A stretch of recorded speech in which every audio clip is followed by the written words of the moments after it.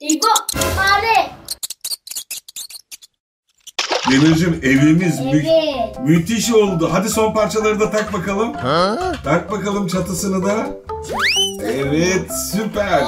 Demircim evimiz harika oldu ya, değil mi?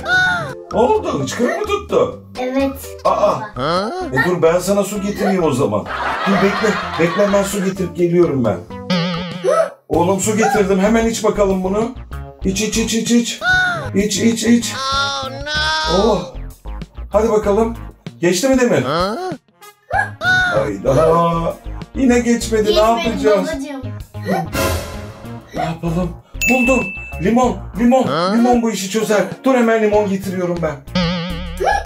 Demircim limonu getirdim. Hemen bunu ye bakalım bir. Ye bakalım nasıl gelecek. Hayda. Ya nasıl olacak bu?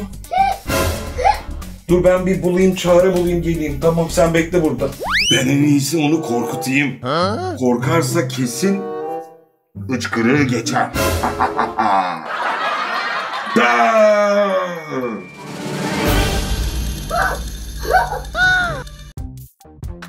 Of ya, yine mi geçmedi bu hıçkırık? Ne yapacağız böyle? Korkutma da işe yaramıyor. Baba bilmiyorum, benim uçkırığım gitmiyor.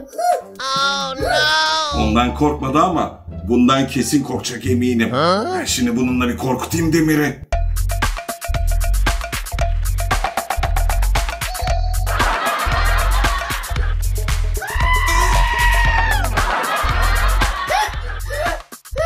Ya bu da işe yaramadı.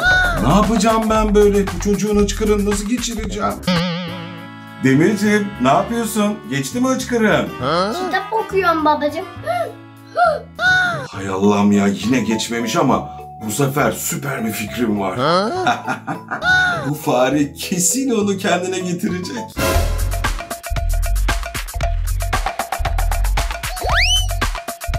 İbo, fare.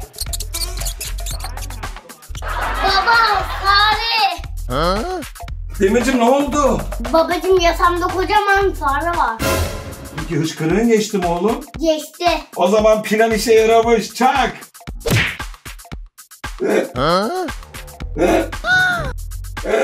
Babacığım sana fare getirdim.